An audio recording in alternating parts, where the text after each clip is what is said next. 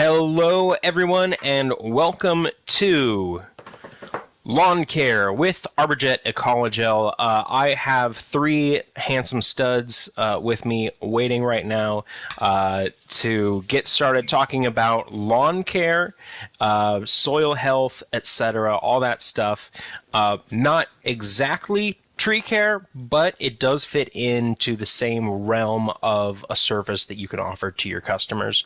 It all is based off of the soil. So look at it that way, as this is one helping you with your own lawn and also helping you kind of expand your knowledge about the industry and this area of business that we're in. A couple things. First, I am contractually obliged to tell you about things that we have coming up at Tree Stuff, because I'm an employee of Tree Stuff. The first thing that we have coming up is the TCI Expo. If you are going to join us in St. Louis, please make sure you stop by the TCI Expo, or by the Tree Stuff and A+ booth. You will be able to hear us and see us. We are the loudest and the biggest there. I just got new drumsticks, so you'll know where we are. If you're not going to TCI Expo, please rethink that. It's a great opportunity to come in and get a lot of training from world-class people who've been brought around from everywhere, and they know their stuff. Get your ISA CEUs, as well as visit us and perhaps win a whole bunch of free things.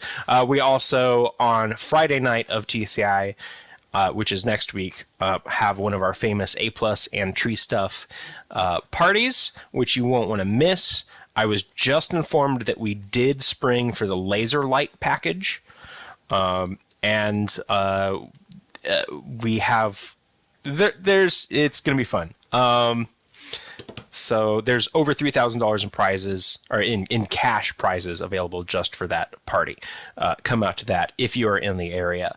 The next thing that we have coming up is the webinar with Courant, which should be, I believe, in January or February. We still haven't nailed down a date with that, but keep an eye out for that. Keep an eye out as well for a couple other sales coming up pretty soon. Wink, wink. And the current sale that we have going on, which is the 3 blocks, the letter 3 blocks. If you spend a certain amount of money, you can get a free small notch arborist block. Spend a little bit more, you get the small and the medium. Spend more, you get all three: the large, the medium, and the small. It's an awesome deal. Those things are super well engineered. It's very, very innovative. If you haven't gotten your hands on them, they're pretty cool. So without any further ado, I have talked too much, and I'm going to hand it on over to the guys from ArborJet Ecologel. We've got Zach Peterson, Matt Campbell, and Trent Dix. Hey, everyone. I'm back, and I brought a new team with me, and we're going to talk about lawn care and how soils and how we can affect it and change things. So it kind of all comes into this PHC and lawn care of how soils are so important. So team, go ahead. Tell us about yourself.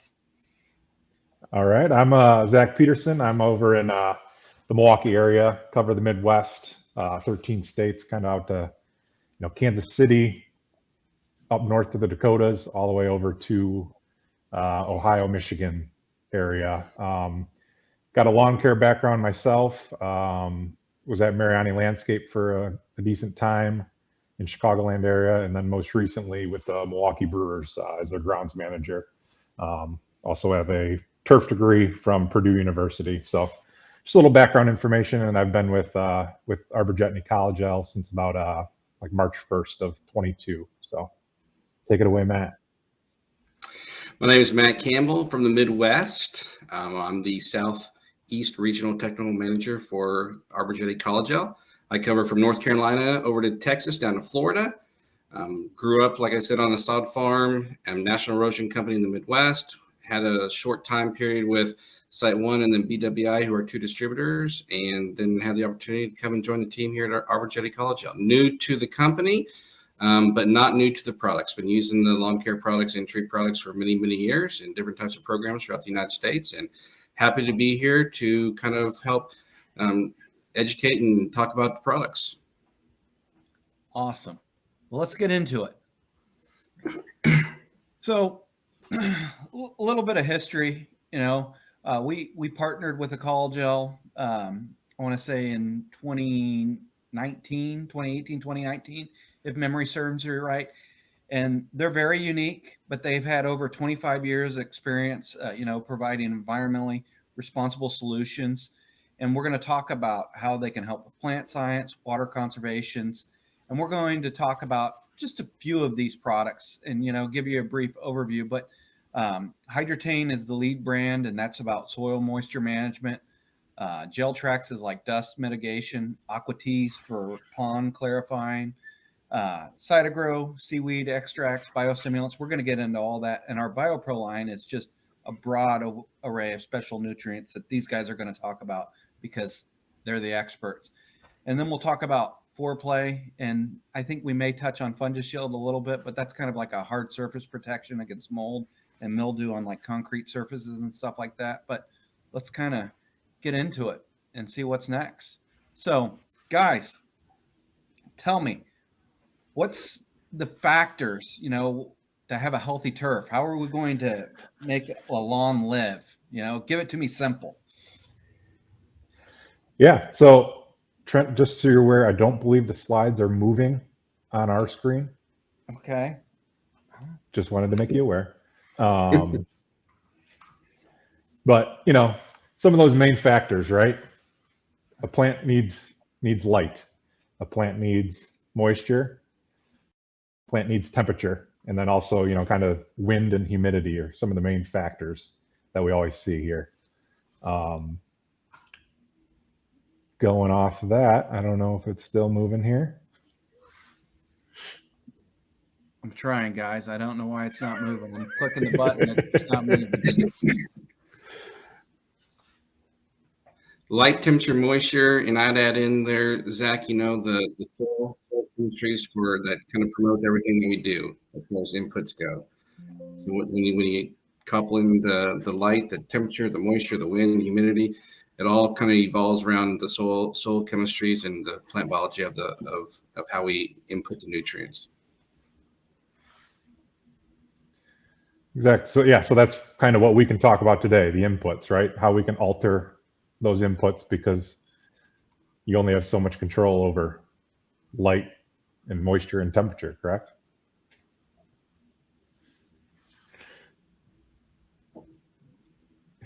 I'm trying to figure out why we're not moving.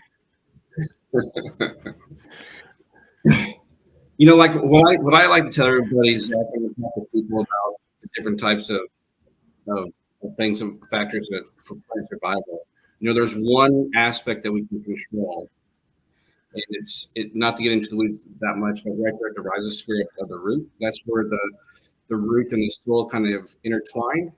And that's where all the magic happens. So, we have the light, we have the wind, we have the humidity, we have all those type of factors that we play into plant health care. But when it all comes together, it's right there at that rhizosphere. And that's what we can actually control the most. When we put our inputs into play with the different types of niche products or hormones or biostimulants or anything like that, when it all boils down to it, that's the main focus what we're trying to work with is right there at that rhizosphere. Not a lot of people know about it, and nobody really thinks about it. But that's where it all kind of comes to play to make a proper plant health care within the grass plant or any type of plant.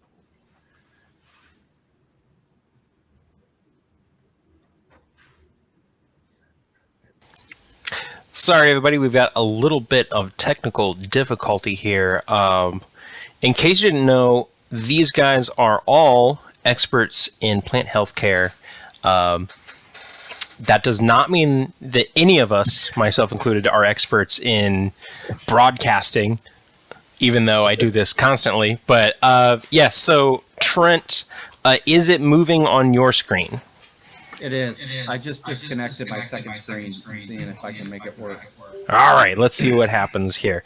Okay, so in the meantime, while he does that, Matt and Zach, you guys are going to have to kind of give us through interpretive dance what the slides look like, if you Exactly. could. Okay. So yeah, we were talking about those main factors, but then we were kind of going to jump right into moisture. You know, how much, age-old question, how much should I be watering my lawn, right? So kind of the recommendation I always say is, you know, enough to get that root zone to your deepest roots. So get that water all the way down to your deepest part of your roots. And typically that's, you know, an inch to an inch and a half of water, you know, in a cycle. And then you're also, you know, you want to avoid the short, frequent applications of water, because that increases your disease, increases your weeds, and also, oh, we lost Trent, but also that allows, you know, that brings on shallow rooting. So deep and infrequent, what I was always taught, that's what I've kind of lived by. I know probably in the sod world too, Matt, right? You want, you know. Yeah, I think the biggest thing with this is there's so many different variables that we have to kind of think about in lawn care and even in plant health care with trees and shrubs and everything when it talks about watering. It's such an important factor. But like you said, deep and infrequent, that's what the book always tells us. And that's what the standard practices that we like to apply by and in when we're treating our lawns for the most part. You know, but we also have to take in consideration there's a lot of different aspects, you know, with ET rates, which is evapotranspiration, and percolation, which is percolating the water moisture percolating through the soil. So there's a lot of variables that it comes down to, you know, the people on the ground, you yourself on the ground and what you're seeing yourself. You know, the books tells us one thing, but then we have to take all of our variables that we see with our surroundings and kind of make a common sense decision on, you know, what's the practical usage of water at each site. We have our standards that we go by, and we have what the book tells us, and we have what we've been taught.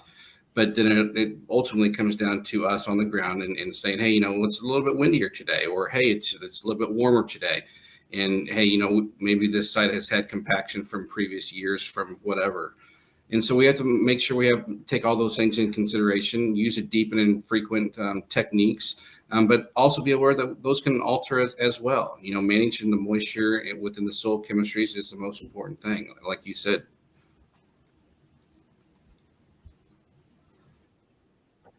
We had it. I got it now. I know what it is. I got it. Are we good? Can we Yep. see it? Okay, because I can't see you guys anymore. So There you go. all right. You guys are gonna have to be where I'm at because I can't see you anymore. Yep. Is it? So You're moving. all right. Oh, So Keep going. all right. So I need to switch mine then. There we go. Nice. You can keep going, Trent. All right. So let's talk about irrigation practices. All right, because I can't see you guys now, so I'm just seeing the presentation. So Yeah. I'm gonna go with it.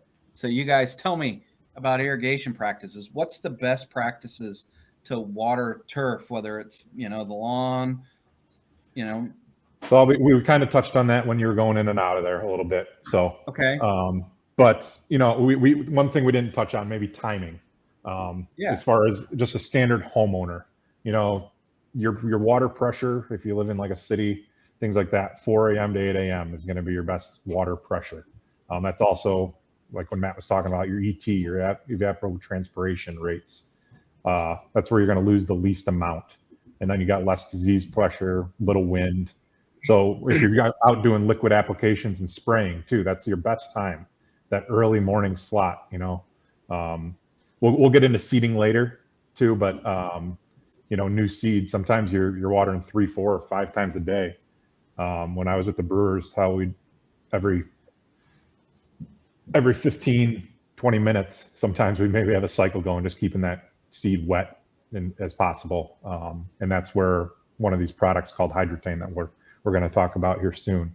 I stole a question from you, Trent, but That's fine. yeah. That's fine. Why don't we jump ahead and talk about physiological effects? What does drought do to it? Tell me about that. What's the process? Yep. So you'll see here kind of your first response. So this is kind of the physiological anatomy of the plant here is, closure of the leaf stomata. This reduces transportation and water loss and acts as a defense mechanism. So it's closing. When it gets real hot, it closes up and it doesn't want to lose anything. So with the stomata closed, carbon dioxide is not absorbed then also, and then your photosynthesis is curtailed. So you're losing your photosynthesis. And then the reduction in photosynthesis, which limits your growth, but then that increases your susceptibility to, insects and diseases and other pests. So that's kind of how your plant goes into shock or stress a little bit there. If you want to touch on anything more there, Matt. I everything you said is pretty well what I was going to say also. The couple things that I added in, we'll get into some of it a little bit later, but the timing, I think you made a good point with that, and like I said, we'll talk about more about it here in a little bit, but timing of watering, whether it's wintertime, whether it's fall or spring or summertime, it's very, very important, especially in the summertime on cool season grasses to keep kind of the fungus at bay, I guess you could say. There's a lot of different techniques that you can use, but with the biology of the plants and how they work with the respiration rate, on C3s versus C4 type plants, it's very important with that timing throughout the day to kind of keep that ET rate at bay. So no, I think you covered everything very, very well there. Okay, cool. So why explain to me, guys, what's Hydretane? There you go. So Hydretane, our liquid blend of hydroscopic humectant technology. We also add a little non-ionic surfactant in it, designed to, manage moisture between irrigation and rainfalls. So I think if you go to the next one, it'll really show kind of what exactly is a hydroscopic humectant is one of the questions, So the best way I always describe it, you see kind of the cup there, or you pull an ice cold beverage out of the fridge, right? And it's on a hot, humid day, it's going to kind of sweat. So that's hydroscopic. It's absorbing or attracting moisture kind of from the air. And then the humectant, think of a toothpaste. It's a substance that absorbs and helps retain the moisture. So that's, in a nutshell, what it is doing in the soil. If you kind of go to the next one, I'll really explain, what the water vapor is. So Hydretane, any moisture vapor that's kind of in the base of that roots and where the roots are there, you're going to be losing some through ET and vapor. So what Hydretane does is it attaches to those root hairs, root fibers, and kind of captures that water and turns it back into water droplets that the plant can then use. So we always, we talk about these hydroscopic humectants. People always say, is it a wetting agent and is it a wetting agent? It's very similar. They just work differently. A wetting agent is a surfactant typically that, either improves your penetration like through the thatch or dispersion of a liquid. So maybe it'll flatten out a liquid droplet. And then a super absorbent polymer, think of a diaper, right? If you got your kid walking around, you typically know when they went to the bathroom. Oh, did you go to the bathroom? No, I got a big wet diaper. It swelled, right? So, but yeah, Matt, if you want to touch on some more of that. Well, I'm super glad I'm not in that phase with my kids anymore. I can tell you that much. But no, I just like to explain when I'm talking to people in the field. The Hydretane is not just a drought type product, and that's one thing we're going to demonstrate hopefully today for everybody. That's what it's built for. It's built for those drought type situations, but it's really probably one of my favorite PHC, plant healthcare products on the market, just because you can use it in so many different ways in a program to treat trees or to treat grass, to treat shrubs, just the way the technology works. And if we understand that technology, like what we're explaining here, it allows us to utilize the product in more ways than just drought, but it's all for helping them manage the moisture content. And I always tell people, it's the moisture curve that's most important in our daily lives of PHC. So if we can think of a moisture curve, it's changing minute by minute, hour by hour, week by week. The nitrogen curve, it's more of a slow curve. Well, the moisture curve is always changing, and we're just trying to make that more consistent, which is going to make our nutrient uptake more consistent, and that'll make our plant healthcare programs a lot more efficient for what we do on a daily basis, and it'll help you guys out in the field as well. Awesome. Very well said. All right, next slide. So tell me about these key benefits.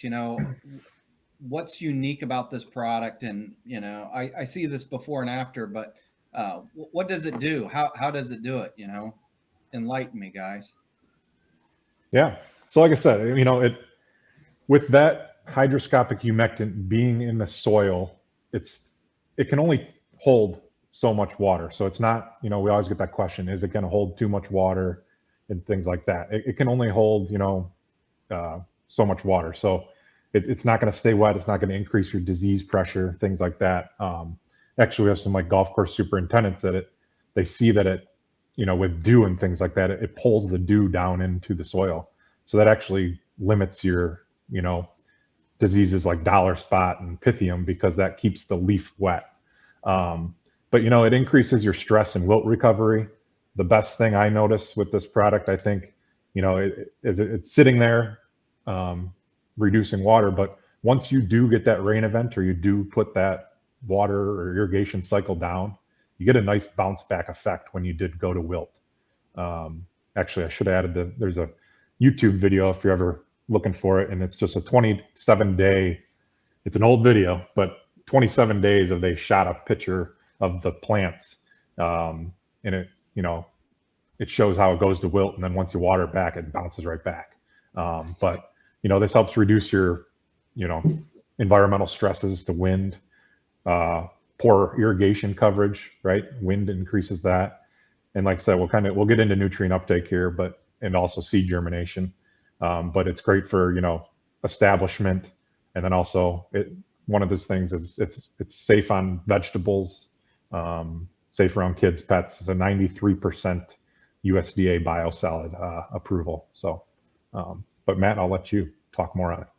Well, first off, I would love to have a 27-day video of myself watching me wilt away, because I could definitely use some of that. I think I have too much hydrotane in me right now. But no, I go back to the two factors. I love this product for a couple main reasons. Number one, it's a moisture management type of a product, like I said before. And when we first started talking, when Trent was trying to work with the slides and everything, we were talking about that moisture management as one of the, or soil chemistry as one of the main factors for plant health care. And I go back to that with the nutrient uptake, which I know we'll get into a lot more. But to me, the drought performance for this type of product and helping in stressful situations, the nutrient uptake, and just managing that overall moisture content of your soil and your plant.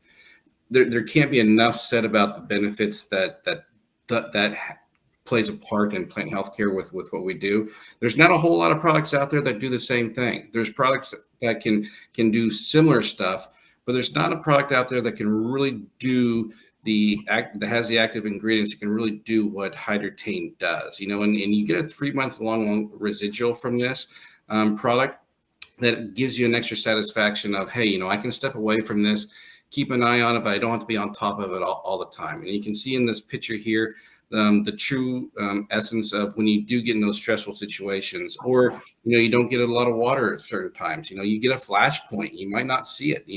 We all see that blue hue going across the grass or plant and whatnot in the stressful times, and it's like an insurance policy for us. Applying Hydrotane to any type of lawn or any type of plant, that gives us that insurance policy and that peace of mind that, hey, we have something working for us when we're not around, that's going to help us and save us dollars when you think about it. Just from a nutrient uptake time or side, plus, you don't have to replace things. So, to me, that's the two two most valuable things with this product is nutrient uptake capabilities and then the help with moisture management for drought. Cool. So this is what you guys were talking about, the nutrient uptake study. Can you talk a little bit about this? How is this unique? Yeah. So, like I said, I think the biggest thing the Hydrotain can do, it can differentiate yourself, in a lawn care program.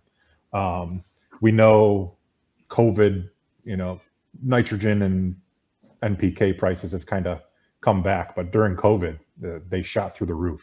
But this, you can see there, Western Illinois did a study. I think this was 2021, I think it was, or 2022, actually, pretty recently. But, you can see there, it helps basically all your main micronutrients, macronutrients perform better. So what my theory is any water vapor that's turning into water droplets, it's kind of grabbing nutrients along for the ride, right? So it's bringing them to the root hairs and getting it up taken by the plant. So you can see there kind of overall, 31%. It was done under adequate watering conditions, and I've seen it. We know you're still going to have to do your standard, nitrogen NPK practices, but it'll help kind of make those all work better for you.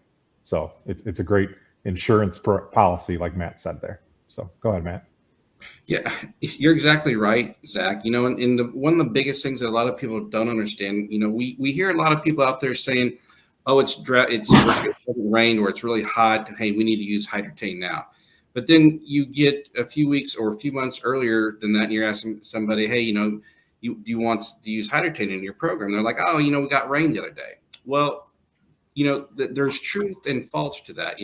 Truth is, yes, we want to use it to help with drought in the drought situations. But to your point, Zach, in Trent, in this study kind of proves it.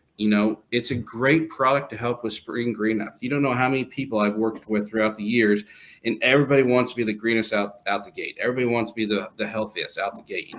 We're using chemicals like Specticle and whatnot that kind of draws down some of our nutrient capacity in our chlorophyll content, in springtime, and kind of doesn't get us really in that green state of mind early. Well, Hydrotain helps with that in the fact that the nutrient uptake is more efficient. And when we can make our micronutrients as efficient as our macronutrients, it just makes our spring green up better. So it's a great product, not just for the summer and drought type situations like we talked about, but because we're helping with the nutrient uptake more efficient and making it more efficient, now we have better spring green up for us, which is going to save you dollars in the springtime and not having to use as much of NP and K possibly to get that extra color that you want.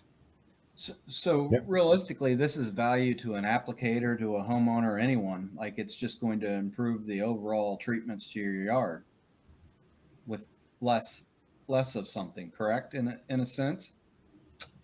I believe so, Trent, and Zach, you can add to this also. For a homeowner who might not be as well maybe educated in all the NP and Ks and everything that's going on in their yard, it's just going to help them make things that much more easier, because they might not know all the soil chemistry that's going on down below. But what this does is, like I said, it works while we're sleeping. This is a product that's going to help all the products and all this stuff and all the bugs that they have in their yard. It's going to make everything more efficient and make them have a green yard. They're going to look like the best yard on the block, and they don't even know what they're doing really. Very cool. Very cool. So, what happens, when we get that big, large shade tree? Can I stop you here real quick while we're on the topic of Hydrotain? If you're talking to a homeowner or maybe an HOA, something like that, what sign would tell you exactly, like, hey, it's time to sell this person Hydrotain? What would you use as your your reasoning behind that. If there's one specific thing, what would you say it is? It can be site specific. I think for instance, HOAs dealing with water costs and things like that. We have some water cost studies on, how you can skip certain cycles and things like that. Also, you can differentiate yourself as a lawn care applicator. We have some large companies that are using, water efficiency treatments or water maximizer programs. That they give them fancy names like that, and it's something as an upsell. There's so many. If you're knocking on door to door, you're always looking for that upsell. And how many times, in June, July, you can't be putting down nitrogen on a lot of these yards. When it's super hot, and this product doesn't have very limited burning potential. It keeps your guys employed a little bit, and it's another product you can offer. I think that's very well said, Zach. And, I just couple that to going back to what we've always been talking about. Yes, this is built for drought, but this is a year-round product. Not a lot of people use it that way, but it is definitely winter, spring, summer, fall. And it's site, like Zach said, kind of site specific. But if I had to gear on one thing, you start with the drought and you start with the moisture management side, and and then you go to the cost savings with that. And then just the environmentally friendly aspect of, hey, we're here to manage water. We don't want to waste water. We want to be more efficient in how we're utilizing water as stewards of the land. And when you talk to people, you talk to homeowners, you talk to end users, that's the big thing for me. That's a telltale sign that they really want that type of product in their yard and in their program. And you can offer that with them, that type of stuff with Hydrotain. And not every product can say they can do that. But, I like to start people off with, hey, here's a drought type thing. Here's a cost per savings thing like Zach was talking about. And if you want early spring green up and not have to use as much nitrogen, like Zach was saying, this product is going to help you throughout the year by making everything work more efficient for you. So there's kind of a threefold thing. You have the summer drought or drought type situations any time of year. You have the cost savings, and then you just have the efficiency of the product. And the thing that I've noticed about it, guys, and I'm no expert, but I think how the turf bounces back or recovers faster with it's truly amazing. If you've been in drought and then you get a little bit of rain, it greens up like that fast. So it's very cool. I think that's a great point too. It's definitely. So everybody wants to know, I want to go grow grass under that large shade tree. So how does the turf respond to that, or shade, guys? Yeah. So I know I kind of put this in here because it's a question we get a lot. I can't get grass to grow under this tree. We probably got a lot of tree people on this thing. They, just mulch it, right? Just mulch it. But let's get some grass to grow under there. So typically, like what you see, what the grass plant does. So you get reduced growth, thinner leaves, slower establishment, longer, more erect leaves. So thin, long, stringy kind of plants. You got reduced heat, cold, drought, wear tolerance. So it usually gets trampled down pretty good, right? Lower demand of water and nutrients. So that's one thing when I was at Mariani, it took a while, but you always had to tell the guys, if this yard's shaded or these areas, dial back that spreader a little bit. We don't need to put as much, nutrients and water on these shaded areas, because that's where they go south pretty quickly. And then you always have increased disease pressure. So one thing with the Brewers too is, when I was at the Brewers, we had that retractable roof. So we had a lot of shade issues there. So we'll get into one of these products that kind of helps, I think, curtail that. Matt, you have any insight? Yeah, I mean, those are strong points. And when I would work with people in the field, the biggest thing that I see a lot of people doing, and just because they might not know exactly, is they're treating the areas underneath the trees or in the shaded areas just like the rest of the lawn. And to Zach's point, what he was saying earlier, we really have to manage these things in a different like microclimate area. Not as much nutrients. That's one of the biggest things I've seen throughout the years is we're just applying the same amount of nutrients to the shaded areas as we are to it's like the front yard or the open areas. And it's just not, it just doesn't work as well. The plant doesn't react the same way underneath that shade, as we all know. It's stretching for light. And so we need to help it out. Here in these slides coming up, we have products to that point that we don't have to use as much nutrients, but we can use more of the hormone-based products that the plant needs to actually grow in an efficient manner in these type of situations. Okay. So Go ahead. Go ahead, Zach. I would just say avoid, if you guys are doing pre-emergence and things like that too, I would avoid putting any pre-emergent, your prodiamine, dimension, spectacle, things like that on a lot of those shaded areas, because you're most likely are kind of throwing seed throughout the year in some of those shaded areas, and that's going to prevent you from growing. I think that's a great point too, Zach. If I may just add one thing real quick from a couple of slides ago, going back to the Hydratain trend that you talked about from the recovery standpoint. There's a lot of applications in out there throughout the entire year, and a lot of people they'll put out the application, but they're not always in charge of like the mowing. And I see it a lot where, hey, we did our application, we did our nutrients, we did all this stuff, but then the grass got taller or whatnot, they didn't get mowed the right way, and then all of a sudden the homeowner comes in, they chop it off really, really low, and then you get that. On a summer day, you might get that white effect, because you scalped it and whatnot. Hydratain is a perfect product for that. Two trends in Zach's point. It's a recovery product also. It's one of those that if you're applying products and whatnot, and the homeowner might not be on a great mowing schedule, it's another insurance policy that's going to help that grass recover even under poor mowing conditions. Another great attribute to the product that I just wanted to add to what you were saying earlier. Okay. So let's get into cytokinin treatments. What is cytokinins? What does that have to do with lawn care? Tell me. So cytokinins, it's a natural plant hormone that the plants kind of produce. So we see that in our product called CytoGrow that we'll get into here. But cytokinins, they help delay senescence of plants. They help with this chlorophyll loss. They increase tillering. Also, when roots are absent or limited, they stimulate photosynthesis. So someone that I used to work with, there's other products out there too called Liquid Sunshine, things like that. So they're really, photosynthesis in a bottle is the best way I always would call a cytokine. I like that. I haven't heard that before. I like that. So yeah, I mean, you'll see here with our product CytoGrow, there's not much on the market, I think, comparable to it as far as what we put in that bottle.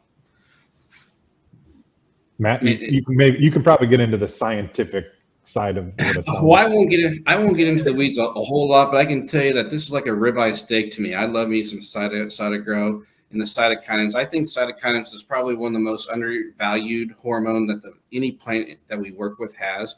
All plants have cytokinins in them as a natural hormone, just like gibberellins and all the other hormones that we have that a lot of us work with on a daily basis with different types of products, but we don't think about cytokinins. Cell elongation, cell division. This is a hormone that basically, the plant is going to reestablish the levels of cytokinins that it has in it, but once it gets into a stressful situation, whether that's heat, cold temperatures, or whatever, it can't replenish the cytokinins or hormone in the plant like it's supposed to. It will eventually, but there's times where it can't. And if you think about it, we take that hormone, and that's what makes the cell elongation, cell division happen. It doesn't matter how much NP and K we put out there. If we put out there a pound and a half of nitrogen, and we don't have the levels of cytokinins in the plant that is efficient for proper growth, the nutrients are not going to do what they need to do. So this product right here, as Zach pointed out, there's products out there on the market that are like kind, can be similar, but they're not the same concentration as this product. I've been using this product for over a decade. I put it in programs throughout the entire country. throughout the entire year, where it fits best. It's like water to me.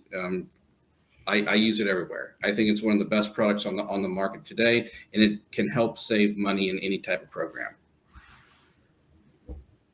Okay, that it sounds like it's a really neat product. So I know we're going to get into it more, but it's a growth hormone, but it's kind of helping to increase that rooting and growing more roots in some sense, right? It's helping in that area of the turf. So we're not really seeing what's going on there, but it's improving, just like the picture shows, the roots in the turf. Correct? Yep. Am I right with that? Oh yeah. So that's always the hardest, sell to the homeowner on this. Everybody likes to see that. You will see a little green up and things like that, but it's doing the work underneath. It's really pushing that lateral growth, your apical growth of the root. It's pushing the roots as far as it can.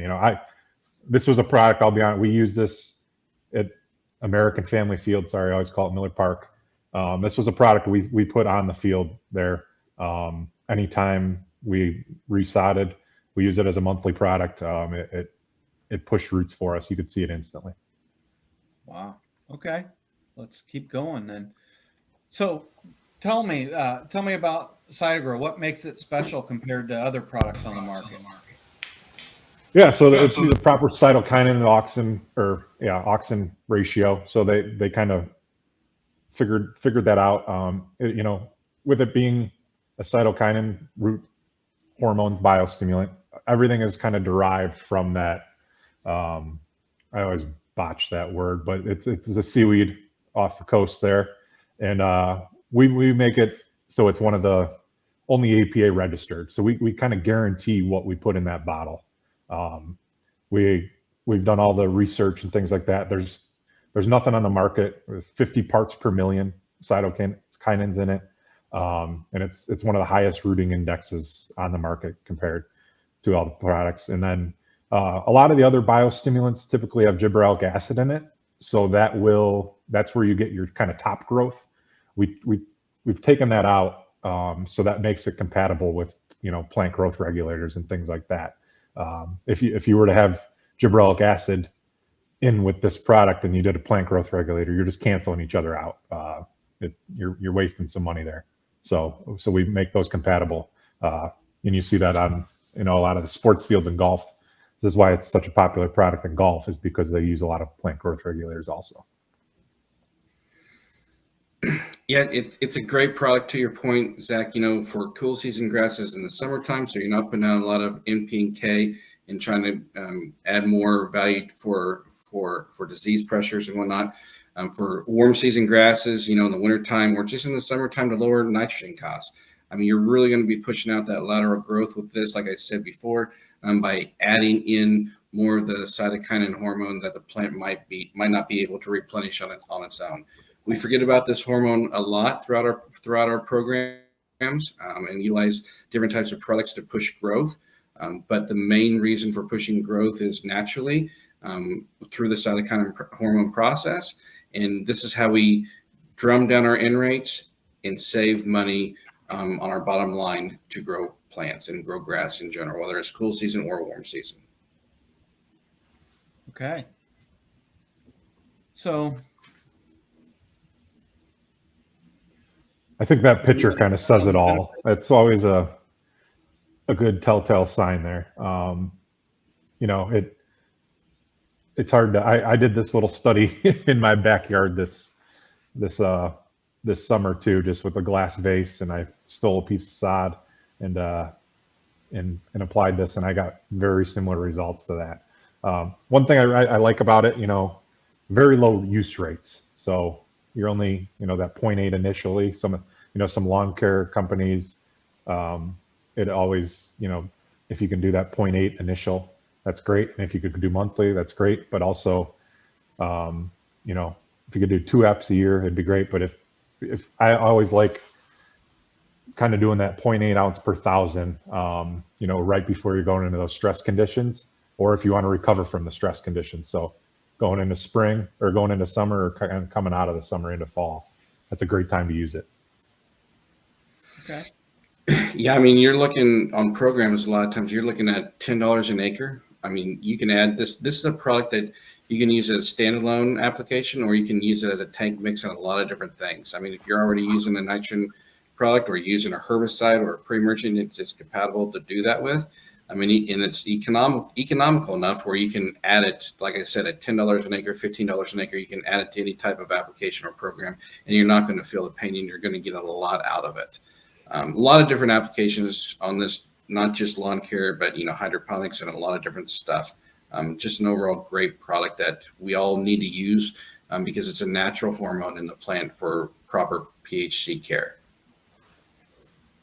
So using this, guys, is great for any sod installations and that to help get that root establishment. Like that's going to make it happen faster. Correct? That's what Cytogrow does. Exactly. Go ahead. Yeah, and I mean, to that point, that's a great point, Trent. From our sod farm back in the day or whatnot, you level the ground. It's an easy application because you have to keep in mind that sod, even though we cut the roots off of it, a lot of the carbohydrates or the nutrients that the plant is using at that time is right there at the crown or the base of the plant that is in the sod. So, a lot of people, they'll put out a 14-14-14 or a 10-10-10 because they think they need that nutritional value in it. And they really don't. They just need an extra boost, which is the hormone to get the plant rejuvenating to start over again.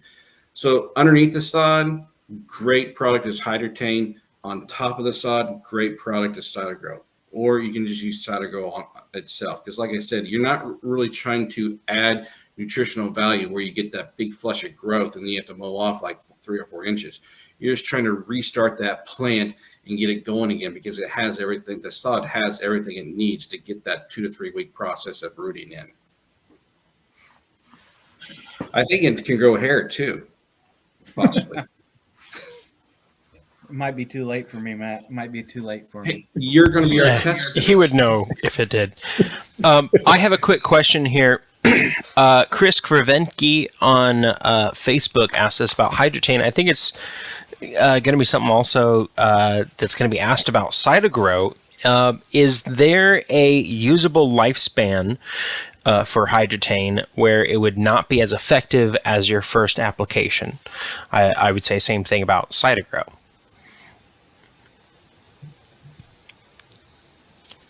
So if you're using this every year or something like that, is there a point where it's not going to be as effective as it was on the first application?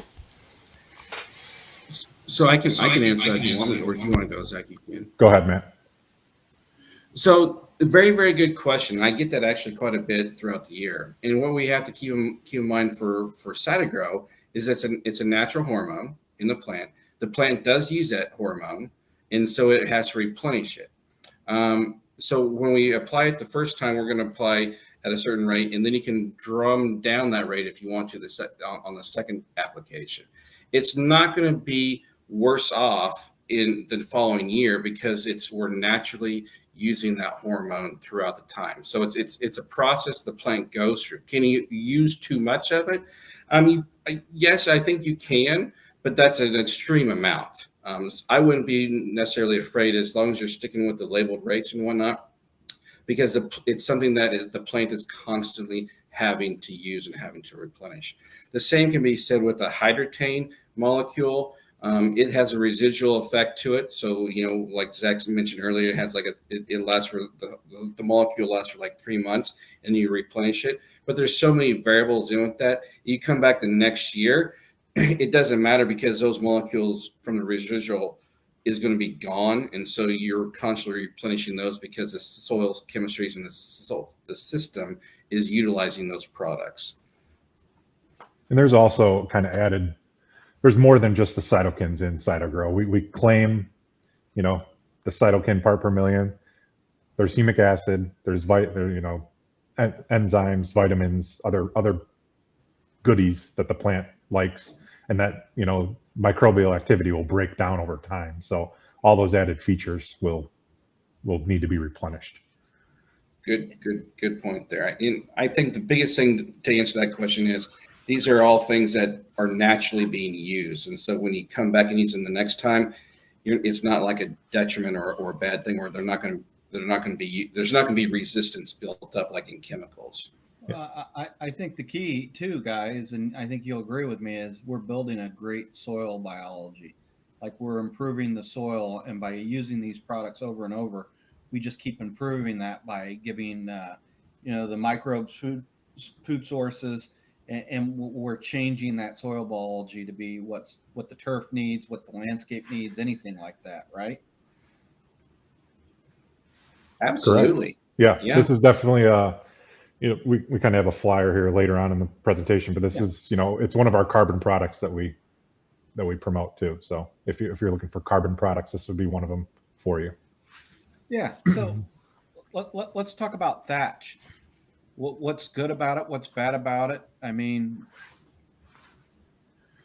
is there a way I can kind of see this slide? Sorry. I'm glad you said something, Zach. Yeah, I was like, I know off the top of my head a little bit, but I got to read off this too. I wrote down the slides on my sheet of paper here, but I'd much rather see it on the screen. Yeah. So, this is kind of something, maybe you have all these products down, you got your standard NPK dialed in and everything, and you still are drying out in certain spots, and you maybe got some insect damage and things like that. Maybe it's more than likely that you do have, or dead organic, mostly dead plants, and living shoots and stems and kind of everything all jumbled up there that accumulate right above the soil surface. So you can see in that picture there, that's your thatch layer. So nice kind of spongy area there that interferes with your water, your air movement, reduces your fertilizer, pesticide response. And then the more thatch you have, the more insects, more disease that's capable there. So, there's dethatching machines that can cut down this. And then there's also, microbes and, feeding those microbes that can help really break these areas down. So, my background coming to the sports world, you do want some thatch. So I would say, if you guys are watching an NFL game this weekend or a college football game, they're going to want a little bit of thatch there because that helps with your footing too. So think of that kind of in a lawn care sense too, is if you have just a hard pan clay and roots there, it might not be the best for it either. You do need a little bit of thatch layer. But, it's more common in sodded lawns.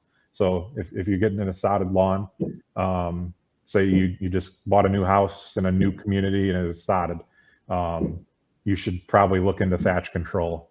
Otherwise, you're going to have some issues, and we'll get kind of into what some of those are. But go ahead, Matt. I always think this is an interesting question, Zach, growing grass for certain types of people on my sod farm and whatnot. You sports guys, you would always want the thatch in the sod, and I'd custom grow thatch in the sod, and then you get it, and then you would take it out. It's like, give me as much as I can just so I can manage it myself. And to your point, what you were saying earlier, managing those types of things and having that nice consistency of your turf is very important. You don't want too much thatch, to your points earlier, the insect control, different types of diseases and this and that. But you go back to what we were talking about earlier with cytogrowth and cytokinins. And I want to try to pull all this together a little bit with the notes that we were talking about earlier. Cytokinins, that's going to help with senescence. What's senescence? It means that the leaf blades aren't going to die off as readily. So now we're not creating as much thatch because we're utilizing those types of products that are natural hormones that's helping the plant be more healthy. We're utilizing Hydrotain that's going to make the plant more healthy. It's going to make nutrients grow. It's going to allow the leaf blades not to die off as readily, because they're not in as much stress conditions. So essentially, when we think about what we've talked about already, these are niche products that we manufacture that kind of aren't necessarily an aeration type of process, but we're taking care of our thatch on the front end, so we don't have it as much. I guess that's the one cool thing about what we do and what we've talked about so far. You know, we're kind of building this story, and we're talking about thatch now. And the two products that I think are most helpful in not creating as much thatch, or what I should say better, creating healthy thatch, is Cytogrow and Hydratain. And you can see in this picture that we have that big thatch layer that just creates that like bog mess right there. That's what we want to stay away from. But we do want some thatch, to Zach's point, and to create healthy thatch, which is the natural senescence of leaves dying off, that creates a nice cushion there. Though the products that we have talked about so far are great products for that. So I have a question for you guys. So when you're mowing your lawn, should you be taking the grass clippings away, or realistically leaving them there to help build and keep some of the nutrients there? Because aren't we taking away some of the nutrients when we take away the grass clippings? What's your guys' thoughts? I think that it depends question, right? So, Okay. you know, look at your thatch levels. You know, if you can kind of stick a knife in there, get it in easy, cut a triangle out or something. You know, it's always nice to it's a lot easier to not pick up clippings, right? So if you can get those clippings back into the surface, you're not taking as much nitrogen away and things like that. But it depends. So if you got a big buildup, maybe you should be picking up your clippings, but Okay. that's my 2 cents. Cool. So this is kind of just a picture. I think we'll get into the next one with aeration too, but I see a lot of companies in the spring do this. You know, it's basically just a kind of a rake, essentially a verticutter that's kind of cutting stems into the thatch layer and pulling all that dead. I mean, when you rake all that up, you're not taking any of the living grass out of there. A lot of that's all just dead stems and grass that's coming right up and doesn't need to be there. So it's a nice cleanup process. I see it a lot in the springs and typically in a lot of the sodded lawns. Okay. I mean, I look at that picture and I just think of my belly just shaking and rattling all around, because it's anybody who's used that machine and rented that machine throughout the years, that is just a grueling machine sometimes. But you know, it's necessary. If you have too much thatch and whatnot, it's necessary. I do think, getting back to your guys' question you guys just had, we're going to get into some products that's going to kind of bring this whole story that we're trying to tell to everybody together, because you know, some of the products we have can fight that if we have the bad thatch, I guess you could say, which is more root mass and whatnot that's in places we don't want it. You know, there's products and ways that combat that, along with this what I call jelly roll or jelly belly bruising machine here that we have. All right. So now we're getting into aerification. What's key about this? So you want to, you know, you're kind of mechanically removing soil cores, or, you know, not in a lawn care situation, but some people do like solid tines, but that's more just for compaction relief. But both of them, you know, relieve compaction in the soil. You got to think, how many times are you mowing your yard? If you've got like a ride-on mower, that's a lot of, especially with myself, you know, it's a lot of weight on the tractor riding back and forth on there. So you're compacting the soil every time. You know, you're improving your water and air movement. You're increasing your rooting, and it improves your overall health. And then the biggest thing, it reduces that thatch. So each time you're bringing up a new kind of soil core up there, you're bringing microbes back up to the surface. That I always suggest, leave your cores there, unless, you know, you got a crazy nitpick homeowner that wants them removed. It's a pain in the butt, but leave those cores up there and just kind of break them up, because then you're essentially kind of top dressing your soil then, and it helps break down that thatch even more. One thing I will add, you know, this kind of machine there, it's just your standard, probably like Ryan aerifier. Going over it one time the spacing on that doesn't do too much. I always suggest do 2 to 3 times, really beat it up pretty good, because kind of if you go look at all the studies at the universities, they want at least in a square foot, 20% of that square foot should be disrupted. So that's kind of my 2 cents on it. Yeah, and I know we're going to get into some of this here in the next few slides, and I kind of want to be careful what I say here a little bit. Nothing can replace a core aeration. I want to stress that quite a bit. We hear a lot of talk on some different types of things as far as like liquid aerification or bioaerification and whatnot. But when we come down, when we're talking about this mechanical type of aerification that's needed in plant healthcare, there's really nothing that can duplicate this type of system. But there's the one thing I do want to also stress with saying that is, the best aerification out there on the market still today is just healthy roots in very, very diverse rooting system. So the more we can talk about and work with the overall roots that in development of roots, that is still by far today the best aerification process there is. Now, when we don't have options to help with that, and we have to divert to this type of system, which is on an annual basis, that's what we do. Great. Let's get into it then. Yeah, I think this slide just kind of shows the process, what it's doing. So you got a nice weak, shallow root system there. You pulling a core gets oxygen down in there, gets nutrients, gets better water, and then it helps your roots fill in that area again. So it's kind of cool graphic. Cool. All right. I do like that graphic. So tell me about rooting and soil enhancement, guys. Talk to me about our carbon solutions that we have. Yeah, so we already talked CytoGrow there, but you can see the BioMP is a product, especially on the tree care side, you guys will like. But as far as lawn care, it is a 532 fertilizer also added into it, but it is a molasses-based soil conditioner. So it's really feeding your microbes. There's molasses and citric acid in there that kind of helps really any microbe that's in the soil. It's giving it food that it can eat away at. And then EnviroPlex here is a 22% humic acid, so it's highly concentrated. So when I say humic acid, what does that mean, right? I always just refer to it as kind of liquid organic matter per se.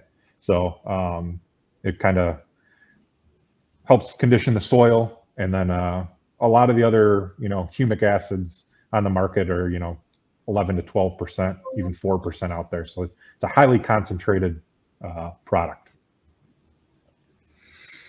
Okay. Yeah, these three products I think are some of the top products on the market. I mean, that's why they're ours. You talk about the CytoGrow, you have cytokinins in a kelp extract. A lot of people are going to say they have kelp extract in their products. That's true. A lot of products do, but they're not going to have the concentration that CytoGrow has in it. A lot of people are going to say they have cytokinins in their products, and that's true. They're not going to have the concentration that CytoGrow has in it. When you couple those two things together, we guarantee the parts per million in each. We have a very, very low use rate with it because of the high concentration of that product. So not only are we working from a foliar standpoint for cell elongation, cell division, but that product is also helping for microbial activity in helping make the soil a lot better, saving dollars on the bottom line and by drumming down on your in rate. The BioMP, as Zach said, this is a great product for any type of situation within your plant healthcare program. You have the high sugar content from the blackstrap molasses.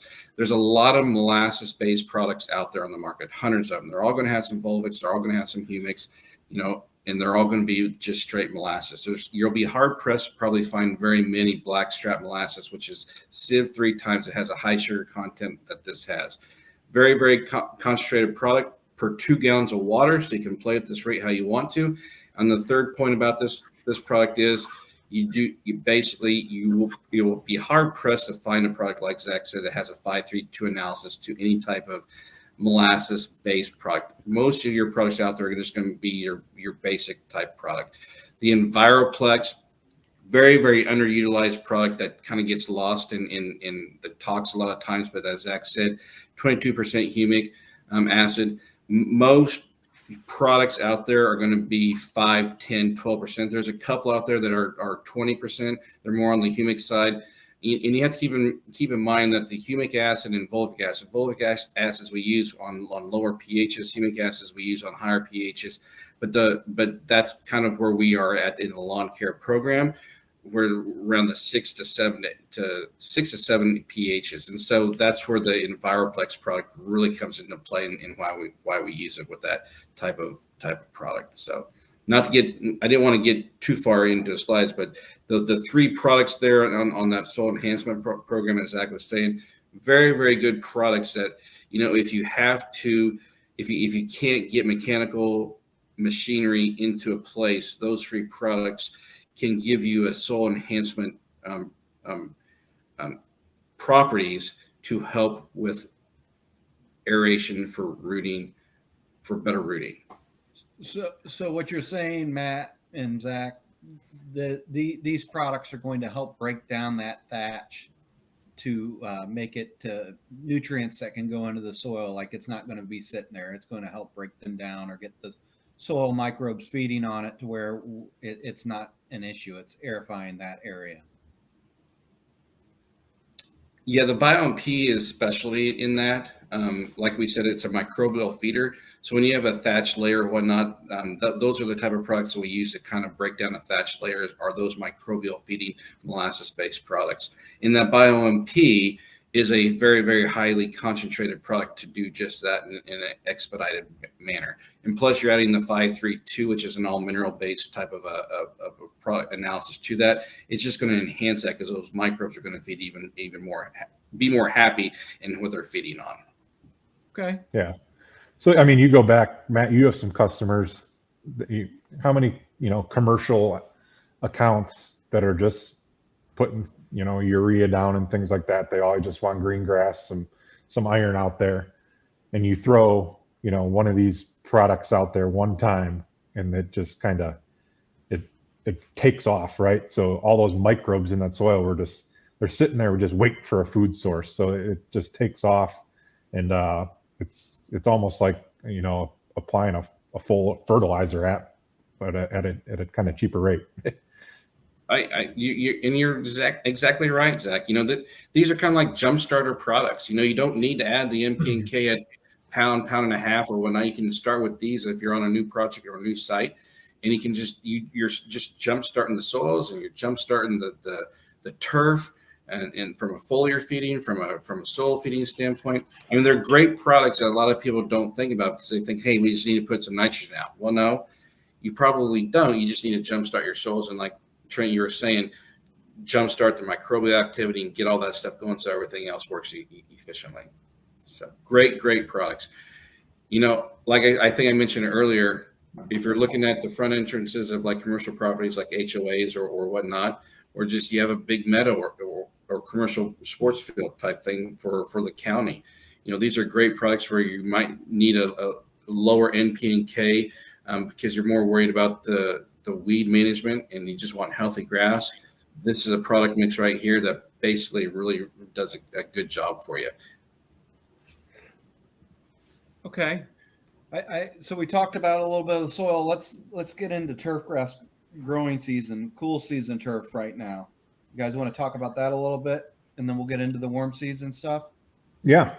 So here's kind of, the growth chart there.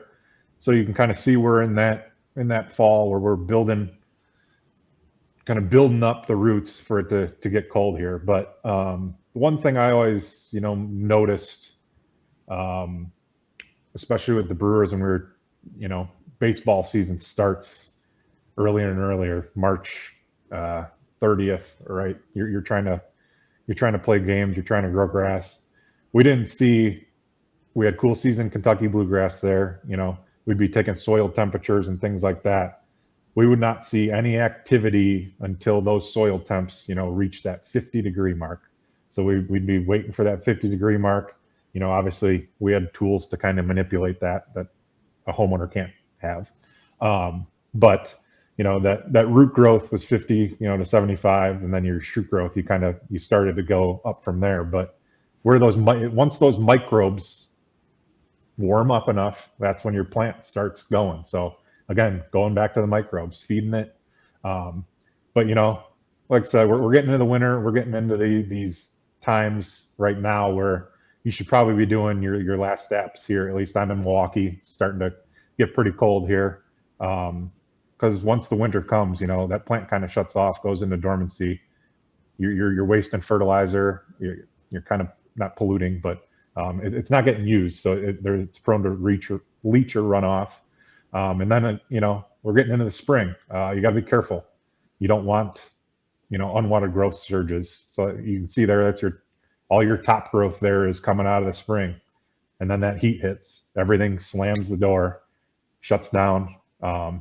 But we're kind of past that late summer into fall. We were in that area where we should have hit our best time to apply those rounds of fertilizer. So that's just kind of the growth chart on a cool season plant. I know, Matt, you might have some other things to say about that.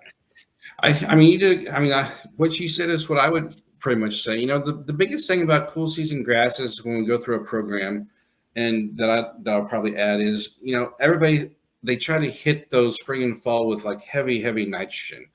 We get a flush of growth, and we talked about the at the very beginning about the nitrogen curve. We just want to make sure that we have an equal balance. We don't have to use as much nitrogen as what we probably think.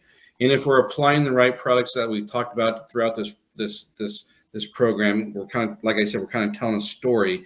If we're applying the right balance of soil health and foliar health, which is an NP and K, that's what you guys on the ground need to kind of figure out for your own sites. Don't over apply the N, because you make sure that whatever you're doing on the top, you're doing on the bottom as well, like Zach was saying, especially in the spring, in the fall, when we're on a cool season grass, when we really have our growing temperatures in prime conditions. Don't forget about the soil, because the soil is going to push more of the vegetative growth. So we don't need to apply as much in as we probably think. Okay. You want to get into the warm season? Well, I wish I had hair like that. I can tell you that much from that curve. No, it's similar to the cool season. If we're talking to people and end users, to make it sound cool season is C3, warm season is C4. Those are based off the respiration rates of the plants. Then the warm season, we have as it kind of goes in par with how it sounds. Warm season grasses, we're going to grow more in the summertime than the winter time. The further south you get, the more length of period of growth time that you have. I live in Atlanta. Atlanta, it used to be down in that area where we would have more of a big dormant period, but now we have warmer kind of winters sometimes, so we don't go fully dormant. So it's one of those things here. Again, we don't want to put out a huge amount we don't want to think we have to put out like 2 or 3 pounds of nitrogen in the summertime and not do anything to the soil. If we protect the soil, if we add stuff to the soil, as Zach and Trent has mentioned with some of these products before, now we don't have to use as much nitrogen in these growing periods in the summertime for C4 grasses. So it's the same thing that Zach was talking about with the cool season. It's just now, as common sense tells us, it's hot, so that's when we're growing for warm season grass. Okay, so let's quickly talk about optimum mowing heights for different grasses, guys. What's the rule of thumb? Yeah, that's a good thing you said. Rule of thumb there, and Matt kind of touched on it earlier too. I know biggest thing, is avoiding that big chop off. So avoid taking off more than 1/3 of the plant. We always called it the one third rule. You'll hear that.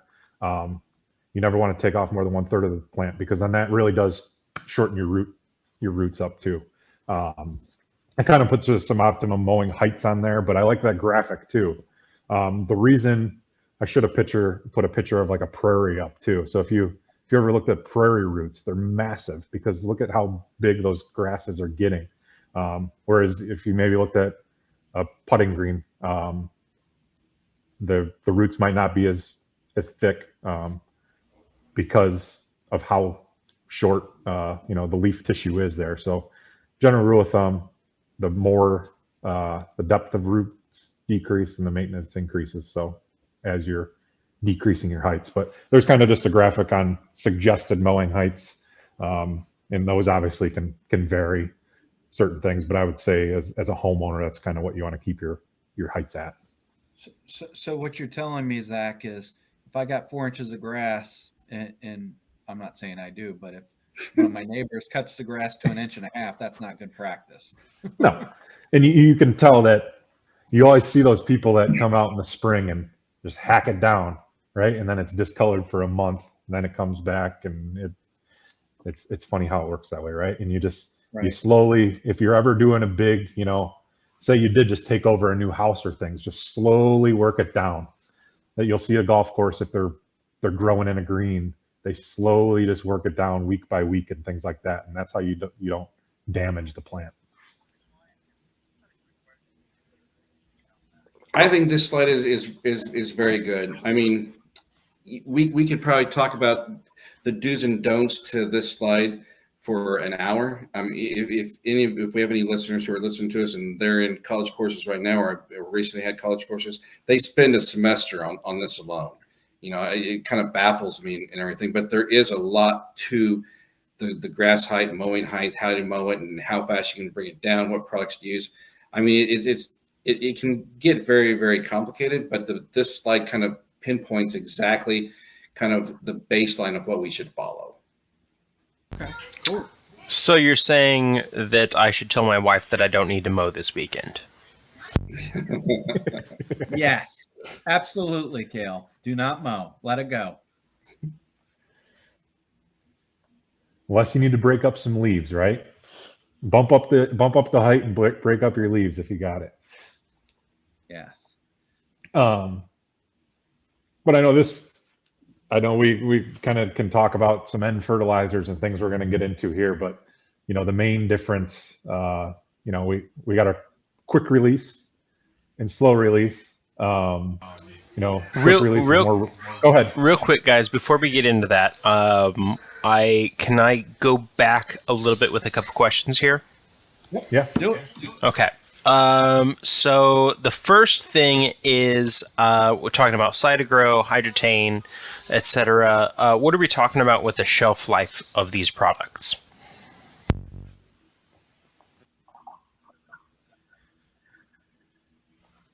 You want to take it, Zach?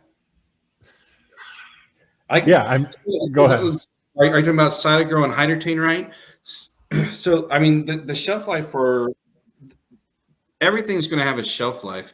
Whenever you have a product and it goes through the label and whatnot, it all has to be tested. The shelf life, people, if they have it on their shelf for a year, I believe that's already been passed through the shelf life of those type of products. So one thing that we do have to stress is with some of the products that you do have, you want to keep them at a room temperature. You don't want them like freezing over and getting frozen solid and whatnot, because that can disrupt some of the active ingredients that's in them. But all products go through a cold and heat type stress, and those types of things do protect them on labels for their longevity of like a year or past that. Is that sufficient enough, Trent, to what I said on that, do you think? Yeah, I mean, typically it's on the bag, like how long the shelf life's going to last. Yeah. That's part of the practice. Yeah. Labels the law. Yeah. I mean, to answer that question even further, I mean, I've had customers who've had products and they've forgotten that they had them in like a back room or outside or whatnot for over a year, and they've worked fine with and their integrity was still good on those type of individual products. There will be other products that have some, like I said, some microbial type stuff that you don't want them to freeze, but for the most part, the products that we have, are pretty good on that. Gotcha. Great. The other thing I've got here from perennial superfan Jason Dudek, I've actually got two from him. First one is, how will these chemicals, these, I guess, hormones, is it more proper to say chemicals or hormones when you're talking about these additives? When you're talking about the cytokines, Yes, yeah. And hydrogen. definitely hormones. And Okay. then like the hydrogen, they're just active ingredients. That's a humectant molecule.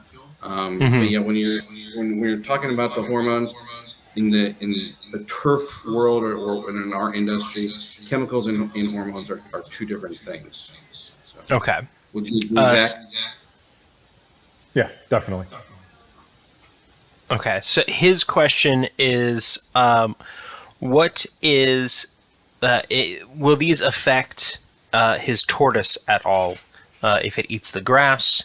And he said that it is known to not only eat the grass, but rip it out and eat the roots as well. I know on for hydrotain, I think you're safe. I know on Cytogrow, I believe it says do not harvest, because with horses and things like that, we got to be careful. So I don't think it's edible in that sense. Gotcha. Okay. The product itself, the hormone is in the plant naturally. Mm-hmm. You're just But increasing the amount of. Yeah. Yeah. Okay. That's all I had for now. I think I'll have a couple other that I might come back to in a little bit, but you guys are good to keep going. Yeah, I was kind of just touching quick release, solar release, and we'll kind of get into some of the nitrogen fertilizers that we offer here. But I took this from Purdue University. They got a great resource for home lawn PDF files and things like that. But your quick release is going to be readily available.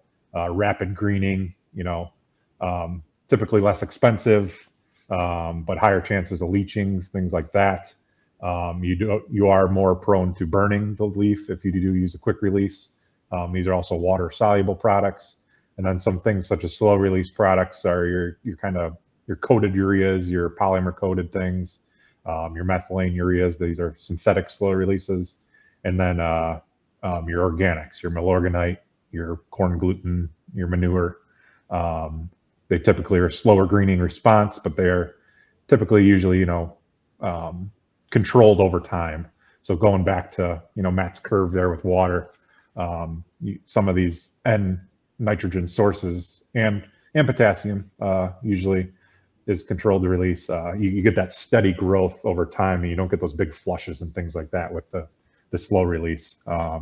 Typically higher in cost due to just, the polymers and processes, and just organics sometimes being more expensive in general.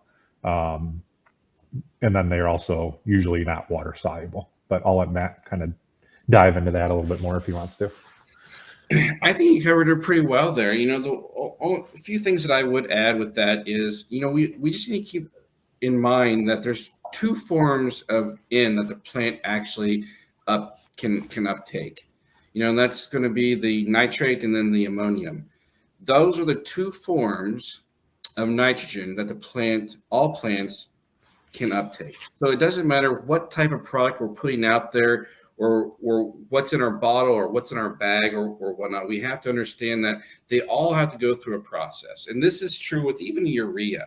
And this is something that a lot of people maybe don't quite understand or whatnot, but even urea has to go through a process.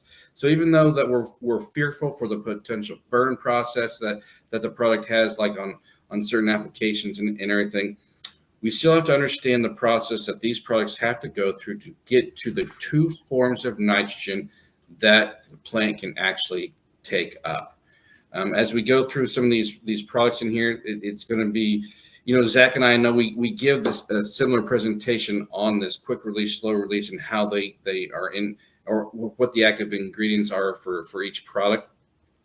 But when we're applying the products, we just have to keep in mind that everything goes through a process and everything has to get to those two, a nitrate or an ammonium type of a source for the plant to uptake. Okay. Why don't we get into some foliar fertilizer, guys, and explain about micronutrients and what they do to the turf and how they affect it. Yeah. I think if you want to go to the next one, these are kind of the two foliar fertilizers we got. One right. of them is a Turfplex product. So you can see there, if you look at the guaranteed analysis on the right side, it's kind of got, like Matt was talking about, it's got the nitrates, got the ammonium. This also has a little bit of phosphorus and a little bit of potassium. But it's also got, kind of these other goodies. So it's got some iron, manganese, sulfur, and zinc in there. And then we also, with this product, we actually, this kind of specialty about a lot of our products is we do mix in a lot of that seaweed extract kind of cider grow. So if you see C extra on there, it's cider grow that's mixed in with it. So, but these are great for foliar feeding. So when I say a foliar feeding, you're talking about, spraying it on the leaf, and then that plant's kind of taken it in that way, or it's getting washed down kind of into the crown and then getting taken up that way. However, some people take it differently. So that's a kind of a foliar feeding, and then there's soil uptake. But usually cider grow and this Turfplex product is a foliar feed.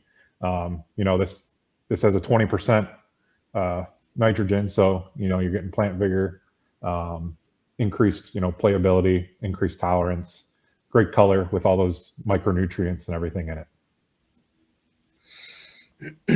Yeah, and I mean, one thing that I would add, it kind of goes back to what we were talking about, telling a story about how everything works with this, with Hydretain and cider grow and whatnot. And as we really learn the functions of all these different properties of these products, and now we get to a label like this with Turfplex, which is an awesome product. I love it.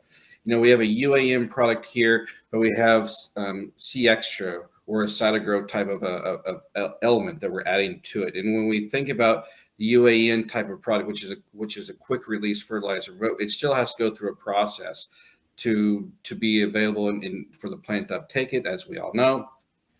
But now, since it is that quick release process, but we have cider grow in it, and we're using the cytokinins type of a hormone in the plant, but we also have the kelp extract component to it as well. Now we're basically taking that and we're adding the microbes to this product, and we're actually kind of slowing the whole process down. We're making it the residual a little bit more efficient, a little bit more longer for us. So in a weird sort of way, this is a formulation or a formulated product that is a quick release product, but we're also making that quick release more efficiently used by the plant. So it's not just like a nice nitro burst up type of thing. Like if we took 4600 soluble and just threw it on a plant and got that big burst of flush growth, this is a quick release fertilizer that is controlled by the way the product is formulated and the way that the actual the nitrogen reacts in the plant. So it's a very, very cool product that we can use in lawn care. And if you look at the label, we suggest like 1/4 pound of this product because we're using the nitrogen more efficiently. I hope I explained that correctly, because that's the biggest key that I like about this product is we don't have to use as much nitrogen. We're still getting the best bang for our buck, and the nitrogen is being used more efficiently because of the formulation of the product. Great. Thanks, Matt. So what's different about NoPhos in the Turfplex? What's the value of this? Yeah, so there's a lot of phosphorus bands, out in different state by state. Phosphorus can kind of cause, algae blooms and things like that. The lawn care market gets blamed for a lot of the things that ag does, right? So when you really look at it, we're a very small user of phosphorus, but we do have those options out there. So basically, that's what we have this NoPhos product. Very similar. We just take the phosphorus out of it. So that's what that area is for if there's restrictions. And you can, even if you are in at least some of the states, if you can prove through soil testing and things like that, you can still use phosphorus for a lot of products if needed. But I know that can go state by state. Who doesn't like phosphorus? So, slow release nitrogens. Let's talk about this and what these products can do and why they're good for the turf. What's the advantages of them? Yeah. So like going back to, the growth chart, if you got those big inconsistent growth flushes, where a slow release nitrogen, will be released over time, you don't get as much growth flush, but you get that constant feeding. So that's where some of these products are formulated to help you with that. I'm sure a lot of you guys are familiar with Arborplex in the tree world. We got to get a label on it for turf, but it is a great product for turf when it gets there. And I'll let Matt kind of touch on these other ones. Yeah, so I really do enjoy slow release fertilizers. I use a lot of quick release, also my programs, in conjunction with some of the products we've talked about already, with like the Hydrotain and the Cytogrow, and kind of make the products work themselves. But when you need a slow release fertilizer because you have a lawn care operation that might have a 6 or 8 step program, not a 12-month program, and you're not going to be back to that home until like 45, 60 days. Well, you want that longer feeding in that lawn, or in the tree or plant, or whatever plant you're working with. And that's what slow releases do for. The one thing I will add, though, a lot of people, they'll misjudge a lot of things. They'll say they're putting out a pound of N, but they're spread that out over a 10 or 12 week period. You just have to do your calculations the right way and think, hey, if you're putting out a pound of N and you have a 70% slow release, well, what does that equate to each week? And you have to break that down. And if you go back and you look at your label and you have a jug that has, say, a 70% slow release and 30% of that is quickly released, you have a 30% quick release, but then that 70% is going to be spread out over the weeks of your plan. You just have to make sure that amount of nitrogen is going to carry you to when you need to come back the next time. With that being said, that's where a lot of the programs that we work with people on, we make it easier for them, where we can drum down that N rate on them, add in the Cytogrow, make the plant grow more naturally, cell elongation, cell division. And there's where we're going to, if we do have any drop in our slow release fertilizers, that's where we're going to carry us through to our next application and help our residual rate on that release. Does that make sense how I explained that, Zach? Definitely. Great. I think, these are kind of just, the ins and outs of the product. Like I said, consistent extended feeding. It's got that. So 50% of it is going to be quick. 50% of it's going to be slow, like Matt said. I don't know how quickly you want to go through each product. The thing, I will add one more thing to the slow release, and like Zach said, we can kind of go through them quickly. But the other thing besides the Cytogrow product of drumming down the N rate, growing the plant naturally with the hormone. Go back to our original conversation with Hydrotain. We have that moisture curve. It's always changing. The one thing that everything needs for proper uptake is moisture. So it doesn't matter how much N we put out there or how much slow release we have. It's a common problem in a lot of lawn care programs. They'll put out a 70% slow release or a 50% slow release product. They won't come back to it for the next application for 45 days. Well, in that 45-day period, they come into a drought type situation. Well, now you have to think about it. You have that 70% slow release out there that's supposed to be feeding your plant in that 45-day period, but you entered into a drought situation. Now the plant cannot uptake that fertility. And now that fertility is turning into salts, or it's evaporating into the air. You're losing that nitrogen from ammonia into the air. So you basically lost that product. Again, that's where Hydrotain comes into play, as that insurance policy that we talked about at the beginning of the hour, where yes, we don't want to wait until it's drought, but we want to put it into our program early in the year, like spring green up type scenarios, so that now we have that insurance policy, so that we're making that moisture curve consistent. So now that slow release fertilizer can help us throughout that 45-day period when we're not there and we enter into that drought situation. just something to think of. It's a common mistake with slow release fertilizers that a lot of people do. And then we come to summertime and their yards just don't look as green as they should be because they've lost a lot of that potential nutrition because they didn't have the proper moisture content for the nutrient uptake. Very good. Very good. Anything you guys want to touch on EnviroN? Something that's unique or anything? A tank mix of EnviroN and Hydrotain is golden. Okay. Okay. So a tank mix of EnviroN and Hydrotain is a great way to do things. EnviroN is going to be a common product that a lot of people use. It's a standard product. But when you take Cytogrow or you take EnviroN and you tank mix those two products with it, you're going to add value with a tank mix that nobody else can duplicate. Okay. Greens Plus. What's unique about Greens Plus? Go for it, Zach. Yeah, so you're getting, you're getting kind of a standard, they like some people call it like a 4-1-3 blend of your NPK there. So that's what that's giving you. Maybe this might help a little bit more with stress tolerance, things like that, with a little bit more potassium.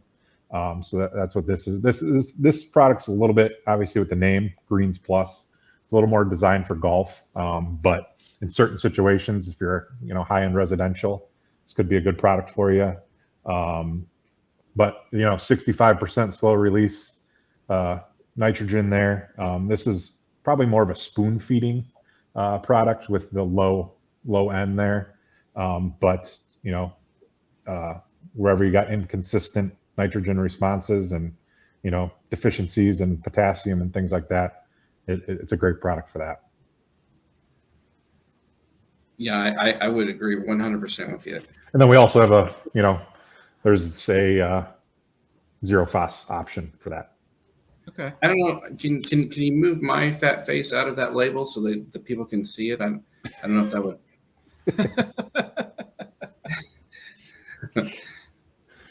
No FOSS. No FOSS. Oh, there we go. There you go. So much better. Okay. So why don't we talk about, we're kind of getting towards the end. What's the role of micronutrients? How do they play a role? What's important about it? Yeah. So, you can go back to this Liebig's law of the minimum. So this law, that graphic kind of really shows what it is, but I'll say, if one of the essential plant nutrients is deficient, plant growth will be poor even when all the other essential nutrients are abundant. So you could have everything in line, but when one thing's off, that dam is going to kind of break there, and you're not going to get this. This really goes back to farming and the yields and things like that. If that dam is kind of broken, you're not going to get the growth you expect. So, when NPK prices were high and it was tempting to reduce or eliminate applications of certain micronutrients, the big ones I would say in turf are definitely magnesium, sulfur, and iron. But it tells us clearly that if the soil is deficient in, say, magnesium, the yield will be depressed regardless of how much NPK you apply. Like I said, a lot of these companies, you apply just your NPK fertilizer every year, and you're not applying those micronutrients. And sometimes you just need to release those micronutrients, and then that's when the plant really takes off, and you in hindsight, get your best yield. Okay. Yeah, and to that, if I would just add, a lot of times when you get a soil test back, a lot your pH, your CECs, a lot of people look at the main macronutrients on that. But what a lot of people don't understand to that graph and to Zach's point is a lot of times if you fix your micronutrients, a lot of times that's going to carry everything else with it and help you with your spring green up. And that's one good recommendation. You can go get a soil test. You can even get your standard NPK, and you can get a micronutrient soil test for like $45-50. It's a good thing to do every 2-3 years just to see where you're at on your lawn, or if you do have a troubling customer. It's the soil test always kind of, shows what you need there. All the nutrients have a positive and a negative charge, and they all go up into the plant like a water pump. And if people listening, if you can think of it like a battery, there's a positive side and a negative side of that battery. You put the positives together, they're going to recheck. You put the opposites together, they're going to come together. That's the same way nutrients come up into the plant. You need those micronutrients and the macronutrients working together to have those type of charges to work as a pump to go up into the plant. So a lot of people don't think about micronutrients as very important. They overlook them. It's the positive and negative charges that we need in our soil chemistries to make everything efficient to go up into the plant. Okay. Anything you guys want to talk about on this, or just kind of showing some micronutrients? Yeah, that kind of just shows what we all have to offer here. Okay. We have, the Iron Plus is a nice, kind of standard one, but ours, we do add the C Extra in. There's a lot of 1200, 1500s on the market, but we kind of add that C Extra in. Magnesium Plus. I don't think I put Calcium Plus on here too, but I know, Matt, you kind of like a nice, those Magnesium Plus and Calcium Plus have a nice little kick of nitrates in them. So that's your little cocktail that you like to throw in the spring, right? Magnesium and Calcium Plus together. Absolutely, and I like a stiff cocktail in the spring. I can tell you that. Nothing's better than making somebody happy with some nice spring green up, and that's just like a good bourbon and Coke. Okay, great. So we talked about Iron Plus already. Magnesium Plus. Great products as people's looking for extra color. I mean, in the one cool thing about the products that we have is just a lot of the inert materials in them and the concentrations that we have. We can go into a lot of these in detail, but don't want to get into a lot of the weeds. But a lot of people have similar products, but ours have nice concentrations with good foliar aspects to them for nice coloring. Okay. Yeah, we got a lot of golf courses using this Iron Plus product on fairways and tees and things like that too. So used in more than just landscape. All right. Magnesium Plus, anything unique about this that we should mention? No, another thing with the magnesium and calcium, kind of a Cal-Mag combination, it kind of, if you're looking for like a flush, say you got a high bicarbonate, irrigation water and things like that, adding Magnesium Plus and a calcium product, those kind of help flush those bicarbonates through the soil, and you really get a pop. When we had troubles kind of in Chicagoland area with some high bicarbonate soils, I would always do this combination, and it'd make them pop right away. You get a lot of growth out of it because they're all just sitting there bound up in the soil. Okay. I like how you talk, Zach. Nutrisolve, is that anything we want to discuss?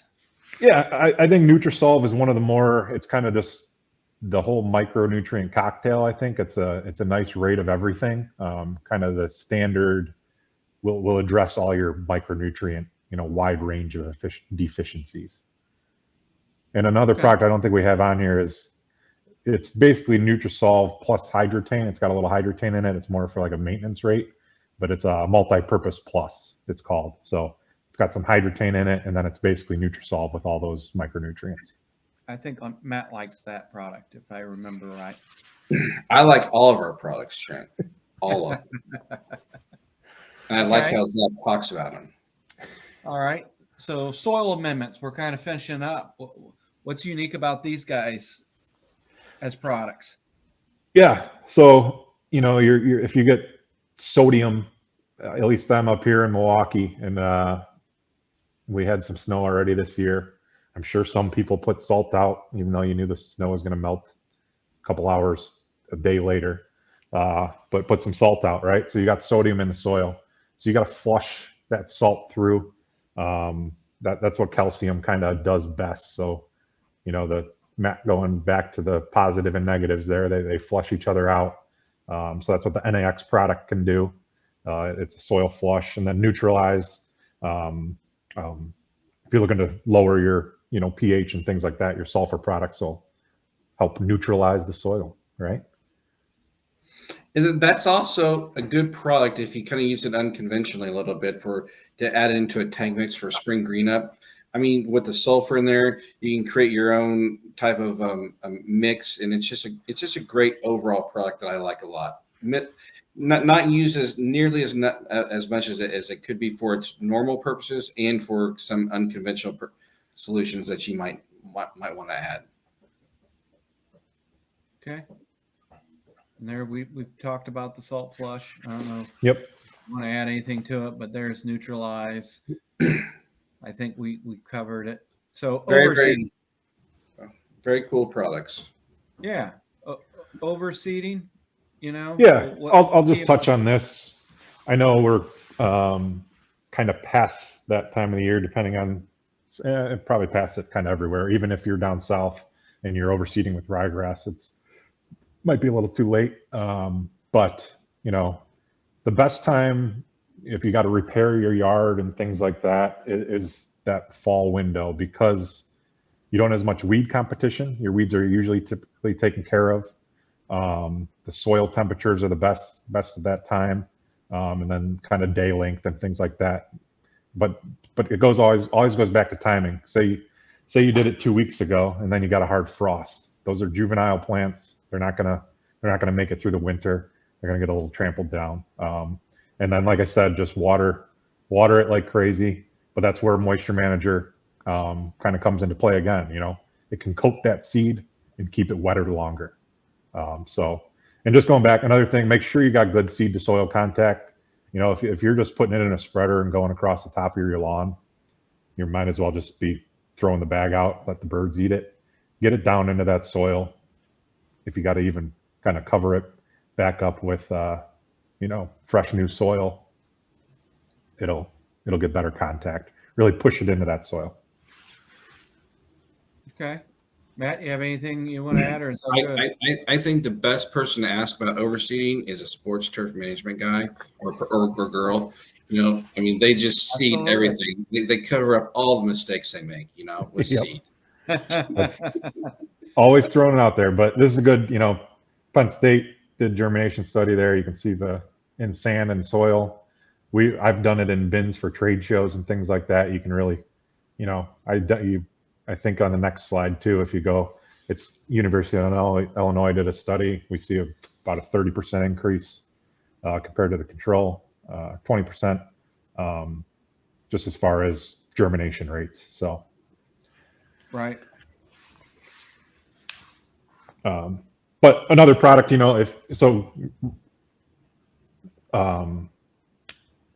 have Turf Starter, which is a high phosphorus product. So phosphorus typically helps your seed kind of emerge and grow. So typically at time of seeding, that's when you'll see some of these people do your higher phosphorus products, because that really helps with the establishment. So combining a turf starter product with Hydrotain, you really, you can't go wrong. You should have a nice grow in for that. And that turf starter has a CXer already in it. So it's you might have said that, but it's just an extra added benefit, especially for those overseeding times or the sod starting times or whatnot. Great product right there. Use it a lot.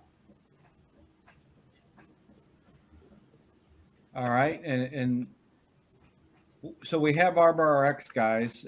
Do you feel that we have like a turf prescription type program that you guys can help with and show, homeowners, contractors, this is what we do with our commercial type products that we have? Yeah. So, you could do the trademark things. We can't just put Turf RX, right? Right. So, but it might as well be. So you're going to run into the same soil conditions and issues, with compacted soils, poor microbial activity, low organic matter, iron deficiency, things like that.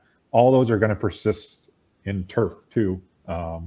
as far as, trees and shrubs. So it's great to refer to this bubble chart whenever you do have questions. What can I use for this type of soil application? Follow it down, and there's your product, right? Yep. I think this is pretty much, in my opinion, one of the most important aspects of our company. When I think of ArborJet Ecologia, we have trees, we have shrubs. When I work with our arbor side of the business, and I work with end users or whatnot, I'm using BioMP, I'm using Enviroplex, I'm using CytoGrow, I'm using Hydrotain. Those are products that I use on the turf side. Those are products I'm also going to work with my arbor people and work on the tree side. And the cool thing about it is we meet in the middle, and that's where we go to the bed maintenance. So, for arborists and tree care, these are products that work, but these are the same products, like Zach said, that we used and we've demonstrated throughout this program that we use every day and in large quantities on the turf side.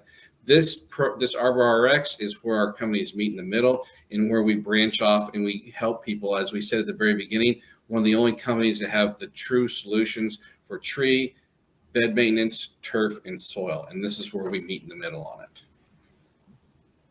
Absolutely. And do you guys want to just touch on NutriRoot? I mean, we'll just unique.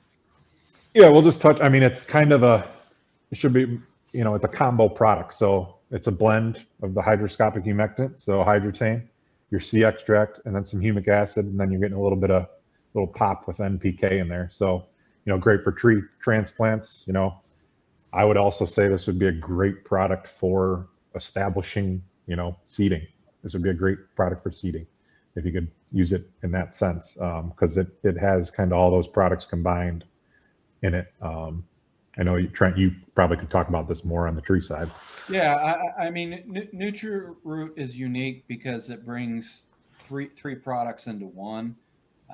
For a homeowner, even for any contractor, I mean, this just makes things pop. I mean, it's bringing in the Hydrotain, it's bringing in the seaweed extract, the humic acid. I mean, it's just very unique. I mean, it's perfect for annuals. If you're doing that, like Matt talked about bed maintenance, how they pop. You see the different rooting in that aspect of it, how much stronger it is. And then on the tree side, we don't have any photos, but it's very strong on that as well. So, and I think if you guys want to just touch on the BioPro products, what you feel unique. Yeah, I think we touched on a lot of these. Basically, but there's the whole line of the BioPro line. So another, the C Extra watering pellet, we used them at the stadium too. Like I said, any new fresh sod, you put it through one of your hose end applicators. It's basically you're putting that plant hormone right through it and pushing roots right away.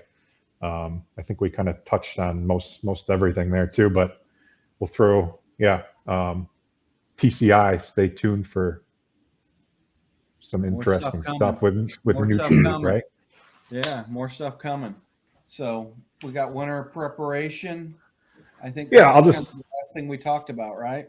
Yeah, just touch on this real quick. I mean, I would say we're going into winter here real quick. Just make sure I know Wisconsin, University of Wisconsin and University of Minnesota right now are doing a study on kind of leaf mulching, leaf pickup, how much you should do, how much is needed. But, I would pick up as many leaves, not pick up, or at least, break them up, because that's going to inhibit your kind of airflow. It's going to carry disease, things like that. Try to get those broken up, or at least off the turf for the winter.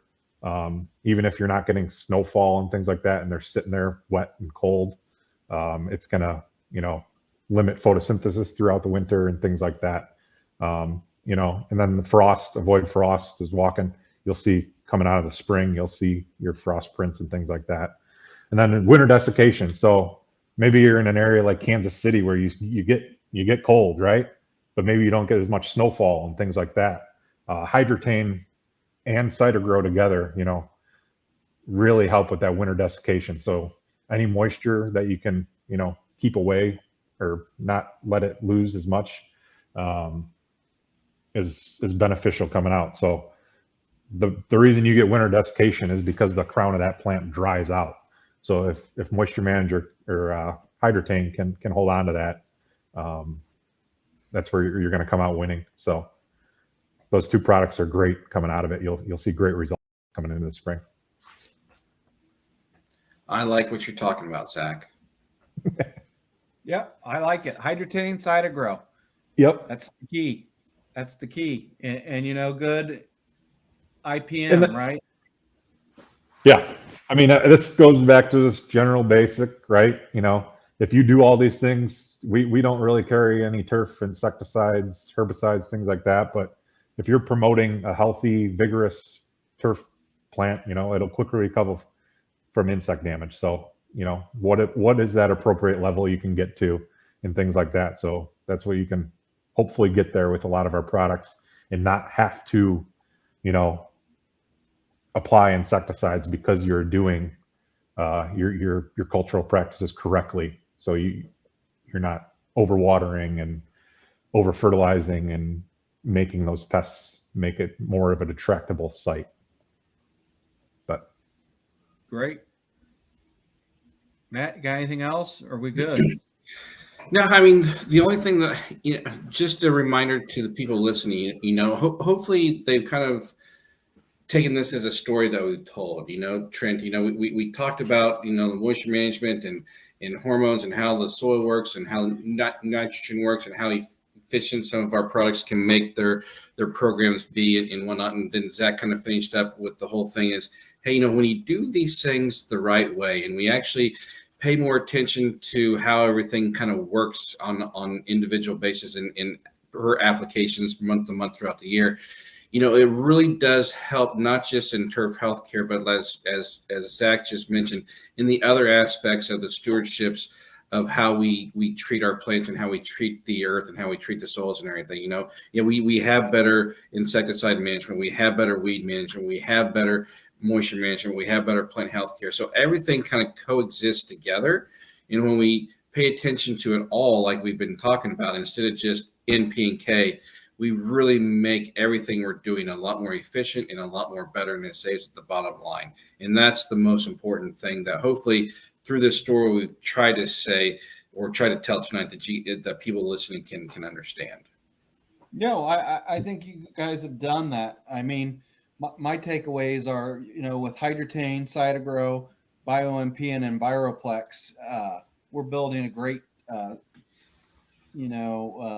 what's the word? Synergy of products that tie together to help build this carbon soil enhanced turf that's going to thrive, from unique things. That's exactly right, Trent. And it's going to make the nitrogen and the NPK products that we're so used to putting out, it's going to make all those work a lot better for us, and we can use less of them because they're being used more efficiently. Perfect.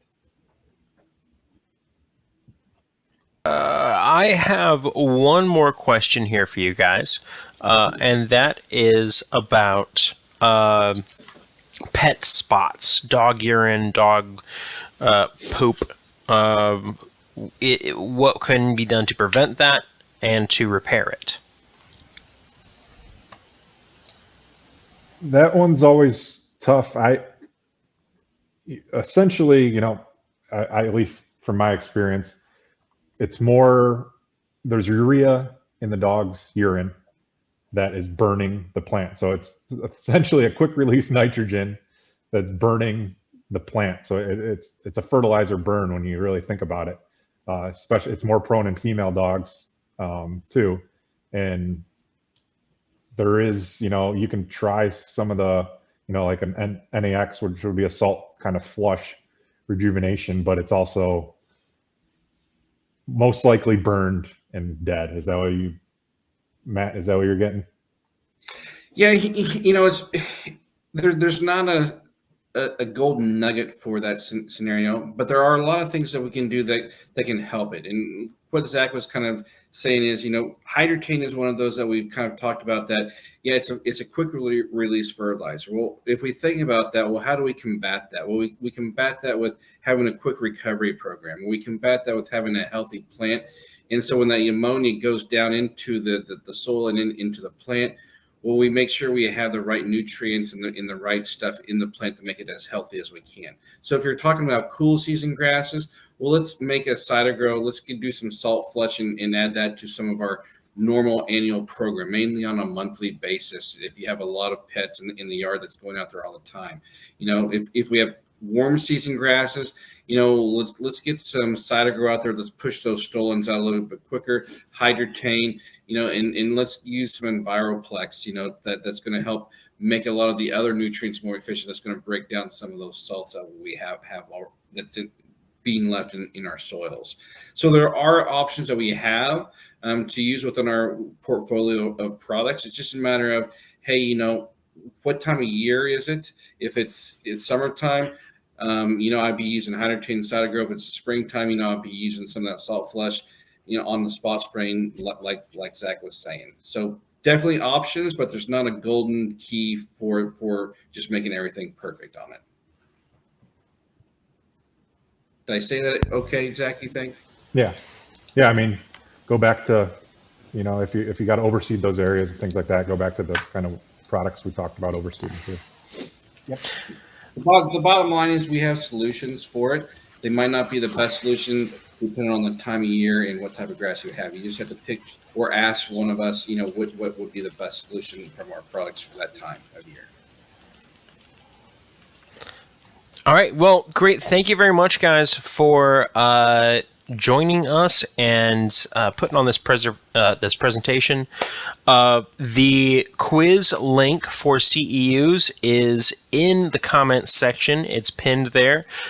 If you have any problems with the quiz, go ahead and send an email to media@treestuff.com. Otherwise, any passing score of 16 out of 20 will get you 2 free CEUs. If you're watching right now, if you're watching in the future, it will still be worth 1 CEU just for doing the quiz. So thank you very much, guys, and have a nice night, everyone.